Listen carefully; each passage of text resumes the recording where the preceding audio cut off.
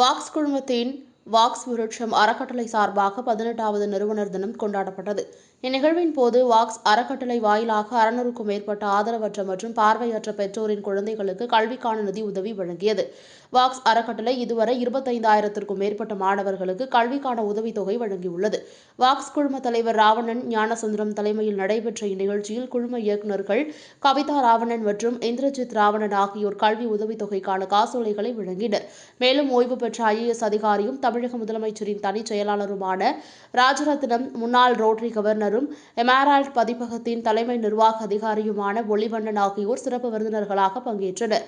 Walks அறக்கட்டளை ஒரு லாப நோக்கமற்ற ஏழை எளிய மக்கள், கைம்பெண்கள் மற்றும் ஆதரவற்ற குழந்தைகளுக்கு உயர்தர கல்வி கிடைப்பதற்காக பாடுபடும் ஒரு தொண்டு நிறுவனமாகும்.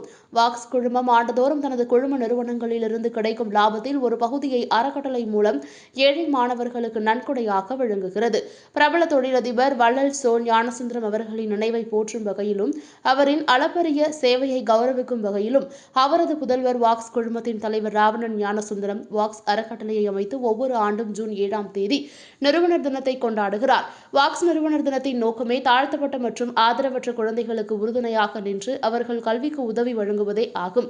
இந்நிகழ்ச்சியில் சுமார் 2000 நபர்களுக்கு உணவு வழங்கினர். வாக்ஸ் அறக்கட்டளை இதுவரை 25,000க்கும் மேற்பட்ட மாணவர்களுக்கு உதவி செய்துள்ளது குறிப்பிடத்தக்கது. இயற்கையோடு இயற்கையாக கலந்துவிட்ட எங்களது தந்தை ஞானசுந்தரம் ஐயாவின் நினைவை போற்றும் வகையில் ஒவ்வொரு ஆண்டும் இந்த நாளை எங்களது குழுமத்தின் நிறுவனர் தினமாக ஃபவுண்டர்ஸ் டேயாக அனுசரிக்கப்பட்டு வருகிறது. எங்களது தந்தை ஞானசுந்தரம் ஐயா வழியில் அவர்கள் நினைவாக ஆண்டுதோறும் கைவிடப்பட்ட மற்றும் கைம்பெண்களின் குழந்தைகளுக்கும் அரசு பள்ளியில் பயிலும் மாணவ மாணவிகளுக்கும் மாற்றுத்திறனாளிகளின் குழந்தைகளுக்கும் குடும்பத்தில் முதலாம் பட்டதாரி குழந்தைகளுக்கும் நல்ல மதிப்பெண்களை பெற்ற மாணவ மாணவிகளுக்கும் எங்களது வாக்ஸ் ஃபவுண்டேஷன் அறக்கட்டளை மூலமாக கல்வி ஊக்கத்தொகை வழங்கப்பட்டு வருகிறது. இந்த ஆண்டு சுமார் 1000 பேருக்கு மேல் கல்வி உதவி வழங்கப்பட உள்ளது. அதன் முதல் பகுதியாக இன்று 600க்கும் மேற்பட்ட மாணவ மாணவிகளுக்கு ஊக்கத்தொகை வழங்கப்பட உள்ளது. இந்த தகுதியான பயனாளிகளை கண்டறிவதில் பெரும் துணையாக இருந்த மாற்றுத்திறனாளிகளின் தாயகம் அறக்கட்டளையின் நிறுவனர் செல்லமுத்து அவர்களுக்கும் ஊடக நண்பர்களின் குழந்தைகளை கண்டறிந்து விண்ணப்பங்களை பூர்த்தி செய்து அவர்களுக்கு உதவியாக இருக்க வேண்டும் என்று அவர்களுக்கு எங்களுக்கு பெருந்துணையாக இருந்த மோகன் மற்றும் அவர்களின் நண்பர்களுக்கும் அகமுடையார் சமுதாயம் சார்ந்த தகுதி வாய்ந்த மாணவ மாணவிகளுக்கு விண்ணப்பங்களை பூர்த்தி செய்து அவர்களை தேர்வு செய்து தந்த சங்கத்தின் நிர்வாகிகளுக்கும் எங்களது வாக்ஸ் குழுமத்தில் பணிபுரியும் சகோதர சகோதரிகள் அவரவர் வாழும் பகுதியில் உள்ள மாணவ மாணவிகளுக்கு நான் முதலே கூறியவாறு இந்த அடிப்படையில் கைவிடப்பட்ட கைம்பெண்களின் குழந்தைகளுக்கும் ஏழை எளிய மாணவ மாணவிகளுக்கும் அவர்களை கண்டறிந்து அவர்களை இந்த வேளையிலே அவர்களுக்கு இந்த கல்வி உதவி வழங்க ஏதுவாக இருந்த உங்கள் அனைவருக்கும் எனது நன்றிகளை தெரிவித்துக் கொள்கிறேன். இந்த ஆண்டு 12ஆம் வகுப்பு தேர்வில் செங்கல்பட்டு மாவட்டத்தில் முதல் மாணவியாக தேர்ச்சி பெற்ற செல்வி பிரியதர்ஷினி அவர்களுக்கு செங்கல்பட்டு மாவட்டத்திலே முதல் மாணவியாக அவர் தேர்ந்தெடுக்கப்பட்டுள்ளார். அவரது தாயார் தனி ஒருவராக அவரை அரும்பாடுபட்டு படிக்க வைத்திருக்கிறார். அவர்களுக்கு எனது வாழ்த்துக்களும் பாராட்டுகளும். அந்த பொண்ணை CA படிக்கணும்னு விரும்புது. நான் ஒரு 2 வாரத்துக்கு முன்னாடி ஒரு நிகழ்ச்சியில் கலந்துக்கிட்ட போது சொன்னாங்க. அதனால் CA படிக்கிற வரைக்கும் ஆகக்கூடிய செலவுகளை எங்களது அறக்கட்டளையை ஏற்றுக்கொள்ளும். நன்றி. உட்காருங்க. அதே போல் இந்த ஆண்டு எங்களது அறக்கட்டளையின் மூலமாக கல்வி உதவி பெறும் மற்ற மாணவர்கள் கல்வியில் மட்டுமல்லாமல் அவர்கள் விளையாட்டிலும் சிறந்து விளங்குகிறார்கள். அதில் செங்கல்பட்டு மாவட்டத்தில் தடகள விளையாட்டுப் போட்டியில் 400 மீட்டர் ஓட்டப்பந்தயத்தில் முதல் பரிசு பெற்ற செல்வன் பிரசன்ன கிருஷ்ணா அவர்களுக்கும் சிறப்பு பரிசு மற்றும் கல்வி ஊக்கத்தொகை வழங்கப்படுகிறது. வாழ்த்துக்கள் தம்பி. உங்களது சகோதரர், உடன் பிறந்த சகோதரர் செல்வன் முரளி கிருஷ்ணா, அண்ணன் 400 மீட்டர் ஒன்னா, தம்பி 200 மீட்டர்ல ஃபர்ஸ்ட் செங்கல்பட்டு மாவட்டத்தில். அதனால அவருக்கும் எங்களது வாழ்த்துக்கள். அவர்களுக்கும் சிறப்பு பரிசு மற்றும் ஊக்கத்தொகை இன்று வழங்கப்பட உள்ளது. அமருங்கள் தம்பி. மற்றும் வாக்ஸ் குழுமத்தின் கணக்காளராக உள்ள எங்களது குழுமத்தின் ஒரு அங்கமான சக்திவேல் அவர்களின் மகன் செல்வன் தீபன் திருவுண்டு பையனாக இருக்கா. நான் இதுதான் முதல்ல பார்க்குறேன். அவர் கேரமில் நேஷ்னல் லெவலில் ஃபஸ்ட்டு ப்ரைஸ் வாங்கியிருக்காரு. அவருக்கும் சிறப்பு பரிசும் பாராட்டுகளும் வழங்கப்படுகிறது. அவரது தந்தைக்கும் எனது வாழ்த்துக்கள், பாராட்டுக்கள். தமிழக அரசு கைவிடப்பட்ட மற்றும் கைம்பெண்களின் குழந்தைகளுக்கும் தாய் தந்தையற்ற மாணவ மாணவிகளுக்கும் கல்வி மேம்பட, கல்வியை தொடர்ந்து பயில தஞ்சாவூர் ஆட்சியர் திருமதி பிரியங்கா பங்கஜம் IAS அவர்கள் தலைமையில் ஒரு குழுவை ஏற்படுத்தி அதில் சுமார் 500க்கு மேற்பட்ட பயனாளிகளை கண்டறிந்து அவர்களுக்கு கல்வி ஊக்கத்தொகை வழங்க அரசுக்கு பரிந்துரை செய்துள்ளார்கள். இது நமது அறக்கட்டளையின் சார்ந்த ஒரு நிகழ்ச்சியாக இருப்பதால் நாங்கள் அதை தொடர்ந்து மற்ற மாவட்டங்களிலும் இதுபோல ஒரு மாணவ மாணவிகளுக்கு தடையில்லா கல்வி வழங்கிட அரசு ஏற்பாடு செய்துள்ளது. அதற்கு முக்கியமாக எங்களது அறக்கட்டளை மொத்தமாக 500க்கும் மேற்பட்ட பயனாளிகளை கண்டறியப்பட்டது. எங்களிடம் ஏற்கனவே கல்வி உதவி வாங்கியவர்கள், இப்பொழுது வாங்குபவர்கள், அதில் நீங்களும் ஒருவராக இருக்கலாம். இந்த தருணத்தில் இதை மகிழ்ச்சியுடன் தெரிவித்துக் கொள்கிறேன். இது எதுக்கு மகிழ்ச்சி அப்படின்னா, எங்கள் அறக்கட்டளையின் மட்டும் இல்லாமல் அரசிடம் இருந்தும் உங்களுக்கு ஊக்கத்தொகை வழங்க ஏதுவாக இருக்கும். இது ஒரு கிரெடிபிலிட்டி கொடுக்கும் உங்களுக்கெல்லாம். ஏற்கனவே இதை ஷார்ட் லிஸ்ட் பண்ணியிருக்கோம், ஏற்கனவே இந்த பேராமீட்டர்ஸ் எல்லாம் ஃபாலோ பண்ணியிருக்கோம் அப்படின்ட்டு நாங்கள் அரசுக்கிட்ட நாங்கள் எடுத்து சொல்ல ஒரு ஏதுவாக இருக்கும். இது அரசு உங்களிடம் அணுகும்போது தயவு செய்து கைப்பற்றி அதை உபயோகித்துக் கொள்ளுங்கள்.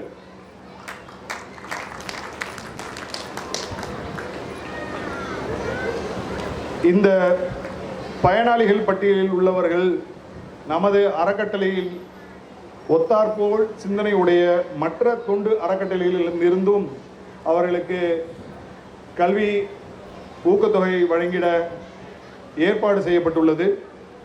அதை பின்னர் உங்களுக்கு குறுஞ்செய்திகளாக அறிவிக்க உள்ளோம். அதையும் நீங்கள் பயன்படுத்தி மேலும் உங்களுக்கு தேவையான கல்வி உதவியை பெற்றுக்கொள்ளலாம். பல நல்ல உள்ளம் கொண்ட கல்வியாளர்கள் மூலியமாக சிறந்த மதிப்பெண் பெற்று தேர்ந்தெடுக்கப்பட்ட 50ற்கு மேற்பட்ட மாணவ மாணவிகளுக்கு இலவச பட்டப்படிப்பு அளிக்க அடுத்த ஆண்டு முதல் ஏற்பாடு செய்யப்பட்டுள்ளது. அதற்கு 12ஆம் வகுப்பு முடித்த மாணவர்கள் தேர்வு முடிந்த பின் மே மாத இறுதிக்குள் தங்களது விண்ணப்பங்களை பூர்த்தி செய்து எங்களது அலுவலகத்தில் அளிக்குமாறு உங்களை தாழ்மையுடன் கேட்டுக்கொள்கிறேன். அதுக்கான பேராமீட்டர்ஸ், அதுக்கான வழிவகைகள் உங்களுக்கு பின்னால் அறிவிக்கப்படும். அடுத்த வருடம் பள்ளி பயிலும் மாணவ மாணவிகளுக்கு ஏப்ரல் மாத இறுதிக்குள் அவரவர் தகவல்கள் பூர்த்தி செய்து விண்ணப்பங்களை பூர்த்தி செய்து எங்களது அறக்கட்டளையில் சமர்ப்பிக்குமாறும் தாழ்மையுடன் கேட்டுக்கொள்கிறேன். இந்த சமயத்தில் இங்கே மேடையிலே ஒரு 150 பேருக்கு மட்டும்தான் கல்வி உதவி வழங்க முடியும். ஏன்னா நேரம் பற்றாக்குறை காரணமாக மீதி இருக்கிற 450 பயனாளிகளுக்கு நீங்கள் அமர்ந்திருக்கும் அந்த இடங்களிலேயே உங்களுக்கு காசோலை வழங்கப்படும். அமைதியாக இருந்து காசோலையை பெற்று உணவு அருந்தி வீடு திரும்புமாறு தாழ்மையுடன் கேட்டுக்கொள்கிறேன். வாழ்வில் வெற்றி பெற எங்களது தந்தையார் எப்பொழுதும் கூறும் தாரக மந்திரம், அடிக்கடி கூறும் கருத்து ஏற்கனவே இவங்க சொல்லியிருக்காங்க. வாழ்வில் வெற்றி பெற ஒரே வழி, எளிய வழி, சிறந்த வழி, உழைப்பு உழைப்பு உழைப்பு என்று கூறி மாணவ செங்களாகிய நீங்கள் கடினமாக உழைத்து வாழ்வில் வெற்றி பெற வாழ்த்துகிறேன். தெய்வத்தால் ஆகாதெனினும் முயற்சி தன் மெய் வருத்த கூலி தரும் என்ற வள்ளுவன் வாக்கின்படி முயன்றால் முடியாதது என்பது ஏதுமில்லை என்று கூறி எனது உரையை நிறைவு செய்கிறேன். இந்த பொழுதினை எனக்கு அளித்த ஈசனை வழிபட்டு இந்த வாய்ப்பினை ஏற்படுத்தி தந்த எனது ஆசானாகிய என் தந்தையை போற்றி வணங்கி விடைபெறுகிறேன். நன்றி, வணக்கம். கொண்டிருந்தேன். அவர் நெடுஞ்சாலைத்துறையில் பணியாற்றி கொண்டிருந்தார். பல நேரங்களில் நாங்கள் சந்தித்து வருவதுண்டு.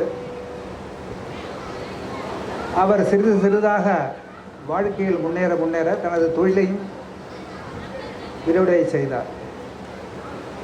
ஒரு தடவை நான் ஒரு 35 ஆண்டுகளுக்கு முன்பாக இங்கிலாந்திற்கு பயிற்சிக்காக சென்றேன். இங்கிலாந்துக்கு போயிட்டு இங்கிலாந்தில் ஒரு 6 மாதம் பயிற்சி பெற்று திரும்பி வரும்பொழுது என்னை பார்த்தார். பார்த்துட்டு நீங்கள் அது மாதிரி லண்டன்லாம் போயிட்டு வந்திருக்கீங்க, ரொம்ப மகிழ்ச்சி அப்படிலாம் சொல்லிவிட்டு எங்கள் வீட்டுக்கு வரணும்னு தலைக்காடு இல்லத்துக்கு அழைச்சிட்டு வந்தார். மடிப்பாக்கத்தில் இருக்க அவருடைய வீடு. அங்கே வந்தோம். வந்த பிறகு நான் ரியல் எஸ்டேட் பிஸ்னஸ் பண்ணுறது உங்களுக்கு தெரியும். இந்த பகுதியில், அதாவது இப்போ இந்த பக்கத்தில் ஒரு குளம் ஒன்று இருக்குது, இங்கேருந்து அருகாமையில் இருக்குது. அந்த பகுதியில் நான் மனை பிரிவுகள் ஏற்படுத்தியிருக்கேன். அதில் நீங்கள் ஒரு கிரவுண்டு வாங்கிக்கிங்க, ஒரு மனை வாங்கிக்கிங்க என்று அழைத்து கொண்டு வந்தார். அப்பொழுது இந்த 200 அடி ரோடெல்லாம் கிடையாது. இந்த 200 அடி ரோடு இல்லாததுனால மடிப்பாக்கத்தில் ஒரு இடத்துல காரை நிறுத்திட்டு அங்கேருந்து வயல் வழியாக வரப்பு வழியாக நடந்து வந்தோம். நடந்து இந்த இடத்துல இருக்குது, நீங்கள் ஒரு கிரவுண்டு வாங்கிங்கன்னாரு. நானும் என்னுடைய துணைவியாரும் வந்தோம்.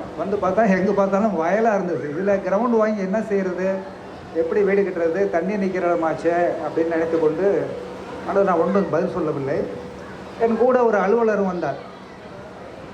அவரை கேட்டேன், என்னங்க இங்கே வாங்கலாமான்னு. சார், இவங்கெல்லாம் ரியல் எஸ்டேட் பண்ணுறவங்க, நம்ம சொந்தக்காரராக இருக்கலாம், ஆனால் 200 அடி ரோடு வருது, 100 அடி ரோடு வருதெல்லாம் சும்மா சொல்லுவாங்க. அதெல்லாம் ஒன்றும் வராது சார். எதுக்கு நீங்கள் ரொம்ப கஷ்டப்பட்டு சேமித்த தொகையை அதில் போய் வீணடிக்கிறீங்க அப்படின்னு அவர் ஒரு அட்வைஸ் கொடுத்தாரு. ஸோ ஞானசுந்தரம் சொல்கிறத கேட்காம நான் அவர் சொல்கிறத கேட்டேன். இன்றைக்கு நமக்கு இங்கே நிலம் வாங்கினவர்கள்லாம் கோடீஸ்வரர் ஆகிவிட்டார்கள், லட்சாதிபதி ஆகிவிட்டார்கள். நாம் அதே நிலையில் தான் இருக்கிறோம்.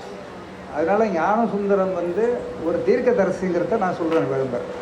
அந்த அளவிற்கு அவர் தீர்க்கதரிசி மட்டுமல்ல, மற்றவர்களுக்கு உதவி செய்ய வேண்டும் என்ற எண்ணம் கொண்டவர்.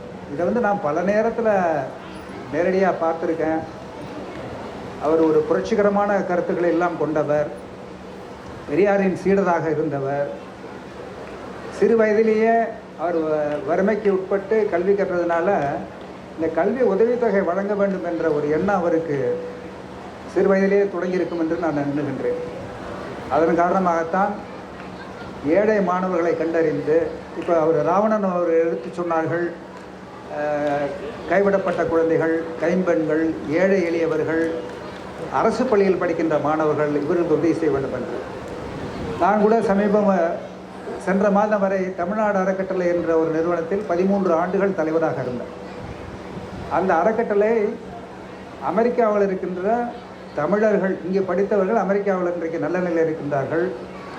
அவர்கள் அரசு பள்ளியில் படிக்கின்ற மாணவர்களுக்கு உதவி செய்ய வேண்டும் என்று ஒரு திட்டத்தை ஆரம்பித்தார்கள். அது என்ன திட்டம்னா, அரசு பள்ளியில் போய் சரியாக படிக்காத மாணவர்களை கண்டறிந்து, அதாவது இப்போ நீங்கள் அரசு பள்ளிக்கு போனீங்கன்னா இங்கே நிறைய மாணவர்களுக்கு தெரியும், நல்ல மாணவர்களை அழைத்து நீங்கள் பரிசு கொடுக்குறீங்க.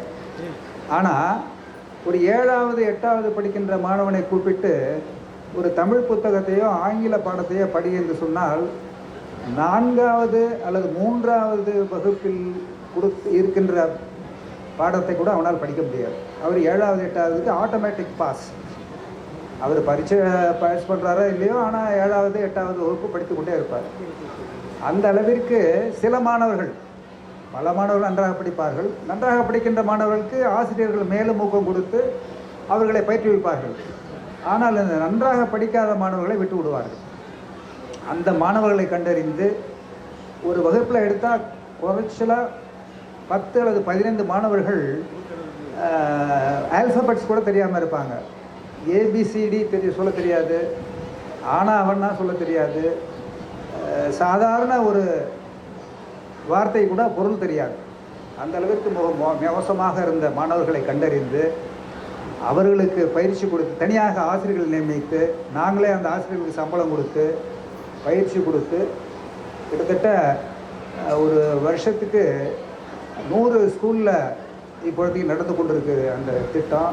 150 ஆசிரியர்கள் பயிற்றுவிக்கின்றார்கள். அந்த திட்டத்தின் மூலம் பயன்பெற்ற பல மாணவர்கள் இன்றைக்கு +2 பாஸ் பண்ணி கல்லூரியிலும் படிக்கின்றார்கள். எனவே இந்த கல்விக்கு உதவி செய்கிறது மிக மிக எதிர்காலத்தில் செய்கின்ற, எதிர்காலத்திற்கு தேவையான ஒரு இன்வெஸ்ட்மெண்ட் என்று தான் நம்ம சொல்ல வேண்டும். அந்த வகையில் இங்கே இந்த உதவி பெறுகின்ற மாணவர்களை நான் பாராட்டுகின்றேன். அது மட்டும் இல்லாமல் நான் அவர்கிட்ட கேட்டேன், நீங்கள் என்ன இந்த CSR ஃபண்ட்லேருந்து செய்கிறீங்களா?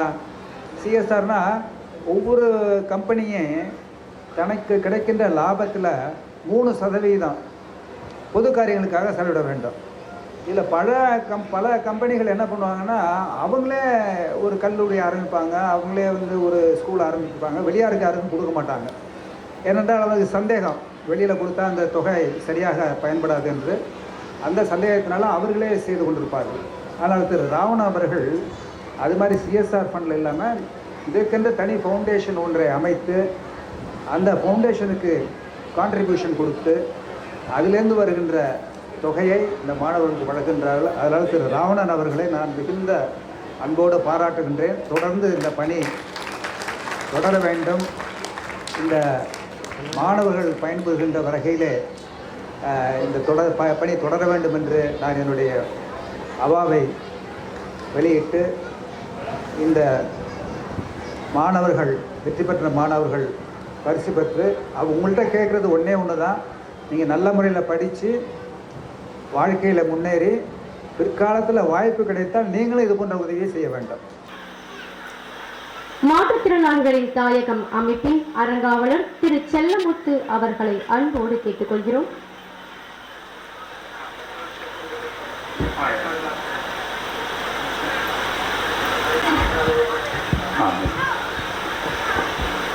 முத்தமிழே முப்பாலே முக்கணியே முவ்வுலகும் உமக்கு அப்பாலே என்று என் தாய் திரு தமிழனையை எங்கும் வணங்குவது போல் இங்கும் வணங்கி, மாலாட நூலாட மறையாட திரையாட மங்கை சிவகாமையாட நூலாட நரையாட நரை உரையாட நரை வந்த பிரம்மனாட ஈசனே என் நேசனே இணையில்லா துள்ளைவாள் நடராஜனே என்று எம்பெருமானை எப்பொழுதும் அழைப்பது போல் இப்பொழுதும் அருள்கூறி அழைத்து, இந்த மன்றத்தினுடைய, இந்த வாக்ஸ் ஃபவுண்டேஷனுடைய ஒரு மாபெரும் கல்வி கருணை தொகையினுடைய இந்த களத்தில் நின்று பேசுவதில் பெரும் மகிழ்ச்சியோடு வாக்ஸ் குழுமத்தினுடைய தலைவர், எங்கள் மாற்றுத்திறனாளி தாயகத்தினுடைய கௌரவ தலைவருமான, நான் எப்பொழுதும் சொல்கிற மனிதநேய பெரியார் ஐயா ராவணன் ஐயா அவர்களே, வாக்ஸ் நிறுவனத்தினுடைய இயக்குனர், மேலாண் இயக்குனர், எப்பொழுதும் என்னை அழைத்து நலம் விசாரிக்கிற பொழுது புன்னகையோடு விசாரிக்கின்ற அம்மையார் அவர்களே, இளவை வாக்ஸ் ஃபவுண்டேஷனுடைய நிர்வாக இயக்குனர்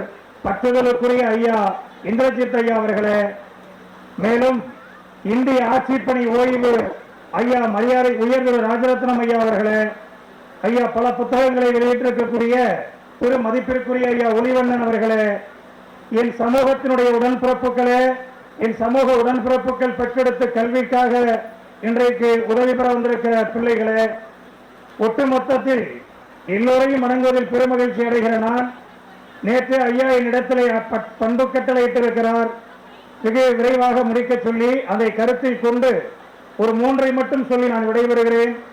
இந்த சமூகத்தில் ஐயா அவர்கள் இன்றைக்கு சொன்னது போல CA முடித்திருக்கிற அல்லது கல்வி பட்டம் தொடர்வதற்கான அந்த கல்வித்தொகை பெறுவதில் எங்கள் சமூகத்திற்கென்ற ஒரு ஏக்கம் இருக்கிறது. அதை ஐயா வாய்ப்பு இருக்கிற பொழுது செய்யும்படியாய் அந்த விண்ணப்பத்தை வைக்கிறேன். எங்கள் சமூகத்தில் இருந்து எங்கள் சமூகத்தார் பிள்ளைகள் இதுவரைக்கும் IPS IAS ஆகுவதற்கான சாத்தியக்கூறற்ற நிலைப்பாட்டில் இருக்கிறோம்.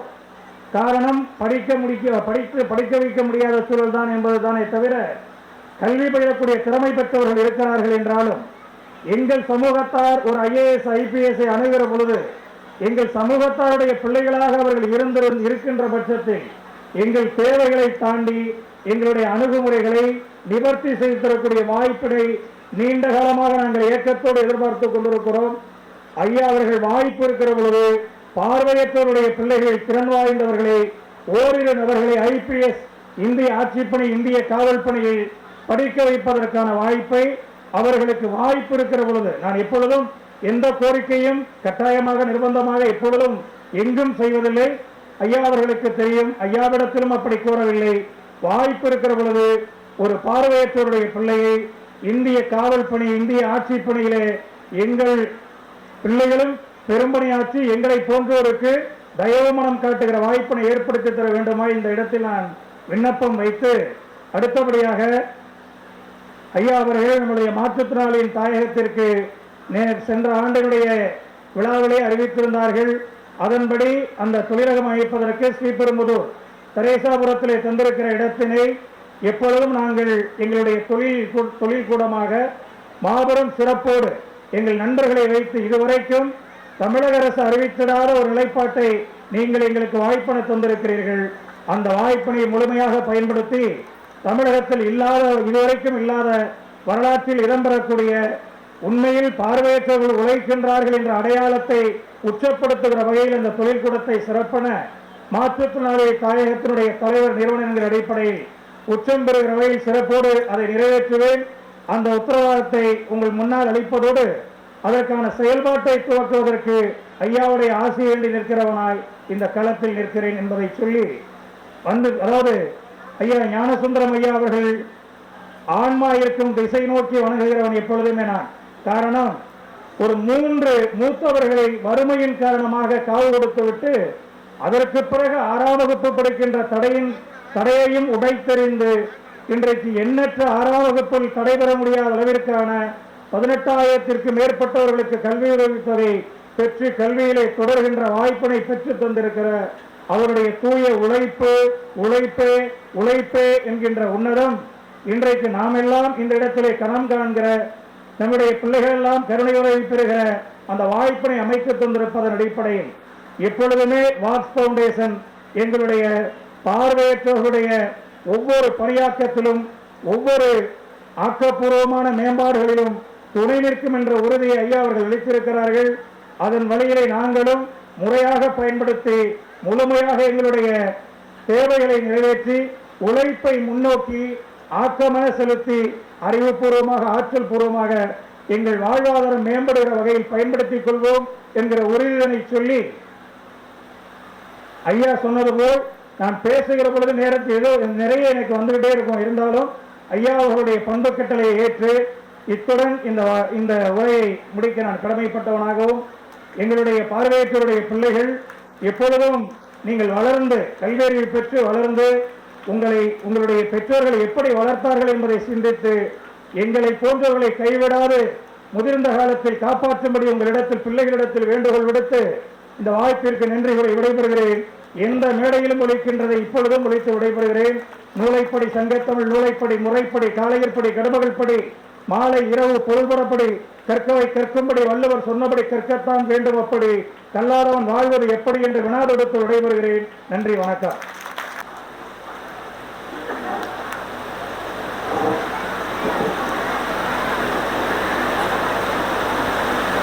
அன்பார்ந்த நண்பர்களே, மறைந்தும் மறையாமலும் நம்முடைய வாழ்ந்து கொண்டிருக்கின்ற ஐயா பொறியாளர் ஞானசுந்தரம் அவர்களுடைய மகன் அருமை சகோதரன் ராவணன் அவர்களே, அவரது வாழ்வினையர் கவிதா அவர்களே, அவரது மகன் இந்திரஜித் அவர்களே, இந்த விழாவிலே சிறப்பு விருந்தினராக கலந்து கொண்டிருக்கின்ற மேனாள் இந்திய ஆட்சிப்பணி அலுவலர் தலைவர் திரு ராஜாராம் அவர்களே, எனக்கு முன்பாக ஒரு சீரிய உரை வழங்கிய செல்லமுத்து அவர்களே, இங்கே பயனாளிகளாக மட்டுமல்ல நண்பர்களாக குடும்பங்களாக இத்தனை 100 பேர் திரண்டு வந்திருப்பதை பார்க்கும்போது உள்ளபடியே மகிழ்ச்சியாக இருக்கின்றது. நான் முதலாக ஐயா அவர்களை சந்தித்த போது நான் 20-25 வயதுதான் எனக்கு இருக்கும். என்னுடைய அப்பாவின் கொள்கை நண்பர். என்னுடைய அப்பாவை பல நண்பர்கள் பல காலகட்டத்தில் நான் பார்த்திருக்கின்றேன். ஆனால் என்னுடைய அப்பாவினுடைய நண்பர்களே நான் வித்தியாசமாக பார்த்தது ஐயா அவர்கள் தான். காரணம் அவங்க 2 பேருக்கும் அப்படி ஒரு நட்பு. அதற்கு மிக முக்கிய காரணம் ஐயா பொறியாளர் ஞானசுந்தரம் அவர்கள் பழகுகின்ற அந்த தன்மை. அது என்னுடைய தந்தை போன்ற சம வயது ஒத்தவராக இருந்தாலும் சரி, அவரை விட வயதானவராக இருந்தாலும் சரி, என்னை போன்ற அந்த காலகட்டத்திலே இளைஞராக இருந்தாலும் சரி, எல்லோரிடத்திலுமே அன்பாகவும் மரியாதையாகவும் கொடுக்கக்கூடியவர். அவருடைய அந்த அன்பான வார்த்தைகள், அவர் நடந்து கொண்ட அந்த பழகிய விதங்கள் எல்லாம் கடந்த 1 மணி நேரமாக இங்கே நான் அசை போட்டுக் கொண்டிருந்தேன். வாழ்க்கையில நம்ம ஓடிக்கிட்டே இருக்கிறோம், தினமும் ஓடிக்கிட்டு இருக்கோம். காலையிலிருந்து இரவு வரை எதற்காக ஓடிக்கொண்டே இருக்கிறோம் என்று தெரியவில்லை. ஆனால் இது போன்ற நிகழ்வுகளுக்கு வரும்போதுதான் நாம் அசை போடுகின்ற போது எப்படி நம்முடைய வரலாற்றிலே எப்படிப்பட்ட மனிதர்களை எல்லாம் நாம் சந்தித்திருக்கிறோம், எப்படிப்பட்டவர்கள் எல்லாம் நம்மை ஊக்குவித்து இந்த நிலைக்கு கொண்டு வந்தார்கள் என்று நினைவாங்கி அதை செலுத்தக்கூடிய நிகழ்வாக நான் பார்த்தேன். ஐயா ராஜாராம் ஐஏஎஸ் அவர்கள் சொன்னது போல நான் கூட ராவணன் அவர்களுக்கு ஒரு 10 நாளைக்கு முன்பு வேடிக்கையாக சொன்னேன். அப்போ எதையுமே ரொம்ப இயல்பாக சாதாரணமாக பேசுவார். என்னிடத்துல கூட சொன்னார், இந்த வயல்ல காமிச்சு ஒரு கல்லை காண்பித்தார். நான் அப்போ புதிதாக மனம் புரிந்து நானும் என்னுடைய வாழ்வுடைய நல்லினியும் என்று வந்திருந்த போது சொன்னார், இங்கதான் வரப்போகுது 200 அடி ரோடு அப்படின்னாரு. நாங்கள் சுத்தி பார்க்கவும் எங்கேயுமே தெரியல. ஒரு மஞ்சள் கல் காமிச்சாரு, அவருக்கு ரொம்ப நேரம் பெருசாக கண்டுபிடிச்சு இந்த இடத்துல தான் வரப்போகுது அப்படின்னாரு. அவருக்கு முன்னெல்லாம் நிறைய வேடிக்கையான அந்த ரியல் எஸ்டேட்காரர்களை பற்றி செய்திகள்லாம் வரும். இங்கதான் பக்கத்துலேயே ஏர்போர்ட் இருக்கு பாருங்க, ஏறி நிலைக்கு அந்த கடலில் ஏர்போர்ட்டை தெரிவிப்பாருங்க, அப்படிதான் ரயில்வே ஸ்டேஷன் சொல்லுவாங்க. இருந்தாலும் கூட அவர் மீது கொண்டிருந்த பற்று அன்பு எதுவாக இருந்தாலும் அங்கிள் சொல்லியாச்சு, அவ்வளவுதான். வேறு அடுத்த வார்த்தையே இல்லை. அப்படித்தான் நாங்கள் இங்க பக்கத்துல நிலம் கொடுத்தாங்க. நான் எவ்வளவு அங்கிள்னு கேட்ட போது உங்களுக்கு என்ன இருக்கோ குடும்பம் தான் சொன்னாங்க. என்கிட்ட ஒரு மிக சிறிய தொகை தான். ஆனால் அவர் இந்த சமூகத்தில் இருப்பவர்கள் எல்லோரும் பகுத்துண்டு பள்ளியில் ஓம்புதல் அப்படின்றது போல எல்லோருக்கும் கொடுத்த அவருடைய மகிழ்ச்சி. பர்டன் ரசல் அவர்கள் சொல்வார், கான்டெஸ்ட் ஆஃப் ஹாப்பினஸ் என்கின்ற புத்தகத்தில் சொல்வார். மகிழ்ச்சி அப்படின்னா ஒரு குழந்தைகிட்ட கொண்டு ஒரு சாக்லேட் பேக்கெட்டை கொடுத்தீங்கன்னா அந்த சாக்லேட் எல்லாமே தானே சாப்பிடணும்னு மகிழ்ச்சியோட சாப்பிடுவோம். முதல் சாக்லேட்டை சாப்பிடும் போது அந்த குழந்தைக்கு இருக்கிற மகிழ்ச்சி 2வது சாக்லேட் சாப்பிடும்போது கொஞ்சமா குறையும், 3வது சாக்லேட் சாப்பிடும்போது இன்னும் குறையும், 4 குறையும், 5வது எனக்கு போதும்னு தூக்கி போட்டுருந்த சின்ன குழந்தை.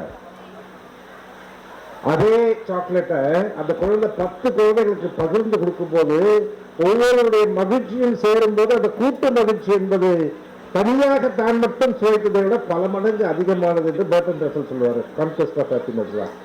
அதே போலத்தான் ஐயா அவர்களுக்கு நான் என்னுடைய வாழ்வில் எத்தனையோ அப்பாவுடைய நண்பர்கள் மட்டுமல்ல பிறர்களையும் சந்தித்திருந்தாலும் கூட அவரை போன்ற அந்த தாராள குணத்தையும் ஈகை குணத்தையும் நான் பார்த்ததே இல்லை. ராமசுந்தரம் ஐயாவுடைய மகன் அருமை சகோதரன் ராவணன் நான் ஏறத்தாழ ஒரே வயதுதான். ஆனால் முன்ன பின்ன நான் கொஞ்சம் கூடுதலாக வேண்டாமானால் இருக்கலாம், ஆனால் ஒத்த வயதினர். நான் இன்றைக்கு அவரை பார்க்கின்ற போது மீண்டும் ஐயா வந்தது போலத்தான் தெரிகிறது. அதே ஈகை நடுவில் நாங்கள் வாய்ப்பே இல்லை, 2 பேரும் வேற வேற பக்கம் ஓடிக்கொண்டிருந்தோம். அவர் இந்த பக்கம் என்றால் நான் இந்த பக்கம் போய் கொண்டிருந்தோம். ஆனால் இன்றைக்கு பார்க்கின்ற போது தந்தை மகன் தந்தை காற்றும் உதவி அதை மிக சரியாக வள்ளுவன் வாக்கின்படி இன்றைக்கு செய்திருக்கிறார். இவன் எண்ணோற்றான் கொள்ளும் சொல் என்பது போல இன்றைக்கு தந்தையினுடைய எல்லாரையும் பொருத்தமாக இன்றைக்கு அப்படி ஈகை குணம் அதுதான் மிக முக்கியம். அதை இன்றைக்கு எத்தனை பெண்கள் எத்தனை அவருக்கு சொன்னது போல பட்டியலை படிக்கின்ற போது எப்படி தேடி தேடி யாருக்கெல்லாம் தேவையோ அதை கொடுத்துக் கொண்டிருக்கிறார்கள். நேற்று கூட எனக்கு ஒரு வாய்ப்பு கிடைத்தது, நல்வாய்ப்பு. வாணியம்பாடி பகுதியில் ஒரு கல்லூரிக்கு, பெண்கள் கல்லூரியினுடைய முதல் நாள், இந்த ஆண்டு தொடங்கும் முதல் நாள் முதலாண்டு மாணவிகளுக்கு ஒரு 1200 பேரிடத்திலே பேசுகின்ற போது வாய்ப்பு கிடைத்தது. அப்போது என் பக்கத்தில் உட்கார்ந்து ஜெயின் கல்லூரி. அவர் சொன்னார், இங்கே படிக்கின்ற மாணவர்கள் மாணவிகள் முழுக்க பெண்கள் கல்லூரி, 75% பெண்கள் கிராமங்களிலே இருந்து வந்து படிக்கிறவர்கள் என்று சொன்னார். அது மட்டுமல்லாமல் இங்கே இருப்பவர்களே பெரும்பான்மையானவர்கள் வந்து இஸ்லாமிய சமூகத்தை சார்ந்தவர்கள். அவர்கள் எல்லாம் இன்றைக்கு வந்து பள்ளிக்கூடங்கள் கல்லூரிகளுக்கு வருவதே பெரிய விஷயம். இன்றைக்கு அவர்கள் இங்கே மிக திறமையாக செயல்படுகிறார்கள் என்று சொல்லும் போது இந்த மாநிலத்தில் மட்டும்தான் கல்வி என்பது எல்லா பக்கமும் செல்லுகின்றதாயிற்று. ஏதோ ஒரு பக்கம் மட்டுமில்லாமல் எல்லா கடைமடை பகுதிகளுக்கெல்லாம் காவிரி செல்வது போல கல்வி என்பது இன்றைக்கு பட்டி தொட்டிகளெல்லாம் பரவி கொண்டிருக்கிறதை நாம் பார்த்துக் கொண்டிருக்கின்றோம்.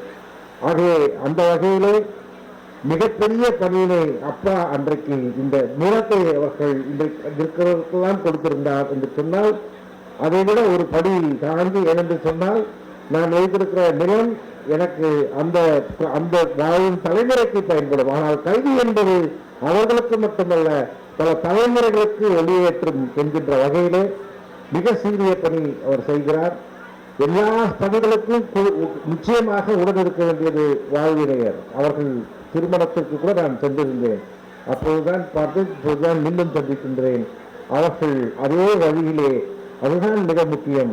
இதில் வந்து இணையர் என்று சொல்வது 2 பேருடைய எண்ணங்களும் சிந்தனைகளும் ஒன்றாகத்தான் இருக்க வேண்டும். சமூக அக்கறையும் சமூக பற்றும் மிக அவசியமான ஒன்று. அந்த வகையிலே அவர்கள் தொடர்ந்து செயல்பட்டு வருகிறார்கள். அதற்கு தக்கவாறு மகன் யோசித்தவர்களை பார்க்கும்போதும் பெருமையாக இருக்கிறது. குழந்தைகளே பார்த்தது இப்படிப்பட்ட ஒரு நல்ல குடும்பம். ஐயா ஞானசுந்தரம் அவர்கள் சீரிய பகுத்தறிவாளர். தந்தை பெரியார் அவர்கள் வழியிலே வந்து நடைபெற்றவர். எங்களிடத்திலெல்லாம் பல்வேறு பகுத்தறிவு கொள்கைகளை எல்லாம் விதைத்தவர். அப்படிப்பட்ட ஒரு மாமனிதருக்கு இன்றைக்கு நினைவு ஏந்தல் அதை மிக சிறப்பாக செயல்படுத்திக் கொண்டிருக்கின்ற இந்த வாக்ஸ் நிறுவனம் மட்டுமல்லாமல் அவருடைய தாளாளர் அருமை சகோதரன் ராவணனுக்கும் மற்றவர்களுக்கும் வாழ்த்து கூறி உங்கள் அனைவருக்கும் நீங்கள் செய்வது அதுதான். இங்கே ஒரே ஒரு தீக்குச்சியில் தான் அந்த மெழுகுவர்த்தியை ஏற்றினார்கள் கழித்தார்கள். பிறகு அந்த மெழுகுவர்த்தியை கொண்டு இன்னொரு மெழுகுவர்த்தியை ஏற்றினோம். அதை கொண்டு அந்த விளக்கில் இருக்கின்ற ஒளிகளை ஏற்றிக்கொண்டே இருந்தோம். அதை போலத்தான் இவர்கள் உங்களுக்கு ஒருவருக்கு அறிவொளி ஏற்றுவதாக நீங்கள் கருதி கொள்ளாமல் அந்த ஒளி மூலம் உங்களுடைய சார்ந்த சமூகத்திலே நீங்கள் பல்வேறு மக்களுக்கு ஒளியேற்ற வேண்டும். அதுதான் எதிர்பார்க்கிறார்கள். நாளை திரும்ப இதே போன்ற வரிசையில நின்று ஐயா எனக்கு பணம் கொடுத்தீங்க எனக்கு திருப்பி கொடுத்துருக்கேன்னு அவருக்கு கேட்கறதுக்காக இல்லை. அதை நாம் எப்படி அவர்கள் செய்யக்கூடிய கடமை. நாளை நாம் அதுபோல யாருக்காவது உதவ வேண்டும் என்று சொன்னால் நாமும் உதவ வேண்டும் என்ற அந்த உன்னத நோக்கத்தை நீங்கள் கொள்ள வேண்டும். அதைதான் எங்களுக்கெல்லாம் ஞானசுந்தர ஐயா விதைத்தார்கள். அந்த வகையிலே உங்களையும் பாராட்டி விடைபெறுகிறேன். நன்றி, வணக்கம்.